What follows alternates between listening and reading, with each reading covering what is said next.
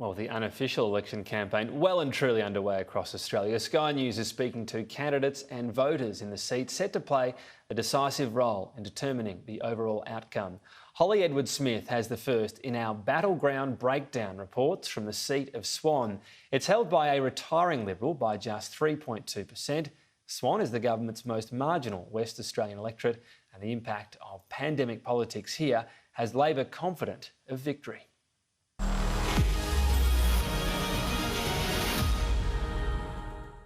The seat of Swan, aptly named after Perth's iconic river nearby and the black swans which inhabit it. It's the scenic setting for a close contest that could make or break both leaders. Labor need a net gain of 7 seats to form a majority, and Anthony Albanese believes that success could lie here in Swan. The Liberal incumbent and close Scott Morrison ally Steve Irons is retiring after 14 years. Kristy McSweeney is hoping to retain the seat in his place. I am absolutely awed to have the legacy of Steve Irons. Miss McSweeney is a former journalist and media commentator who has been affiliated with the party since she was 15. I firmly believe in the values of the Liberal Party. I've grown up in the party. I know all the parks, all the streets, all the issues and all the neighbourhoods, so I'm really familiar with it. But pandemic politics could complicate that campaigning. The state seat of South Perth includes some of Swan's traditionally conservative voting suburbs. At last year's state election, it fell to Labor for the first time since 1950, the Liberals suffering a 17% swing amid a groundswell of support for Mark McGowan's COVID controls. Nearly 1 year on, Kristy McSweeney is hoping voters will now have other issues on their mind. I very much see a core issue for the electorate of Swan is keeping Australia moving. Transport, logistics, untangling port complications, ensuring people have certainty of delivery of freight and supply to run their business. But for federal Labor, the core issue it's looking to capitalise on is state Labor's pandemic performance.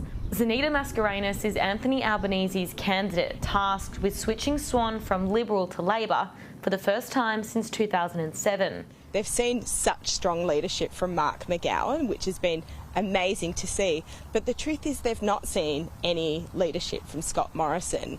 He has not been a leader, but he also hasn't been a friend of WA either. Boasting a background in engineering, she says could help shape the country's post-pandemic path.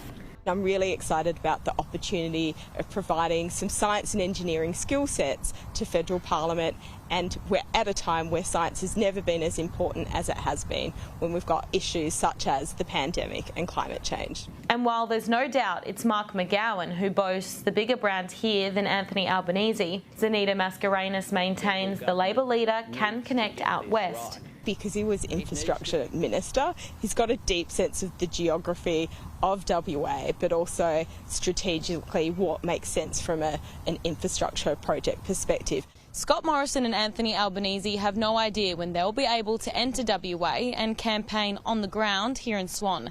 So for now, they're forced to leave their crucial campaigning to their respective candidates, one of whom will be the first female member for the electorate. I love the fact that we're getting 2 female candidates as well. I think probably there's a bit of a boys' club when it comes to politics. As to which candidates they'll support, Swan voters vary when asked by Sky about their concerns. I just think keeping the West Australian way of life is great.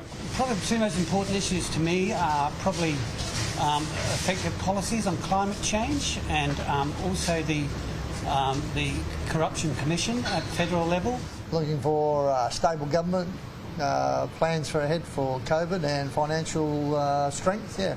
Most of the pollsters, pundits and party insiders say, as it stands, Swan is a likely Labor pickup. But its outgoing member, Steve Irons, offers a word of caution for those tempted to call the seat too early. 2007 is probably a perfect example where Western Australia bucked the trend and we actually increased our seats in Western Australia, and I won my seat, the only member or only candidate in the whole of Australia to unseat a sitting Labor member with the Rudd tsunami. A pre-poll prediction that the race for Swan is far from settled. Holly Edwards-Smith, Sky News, Perth.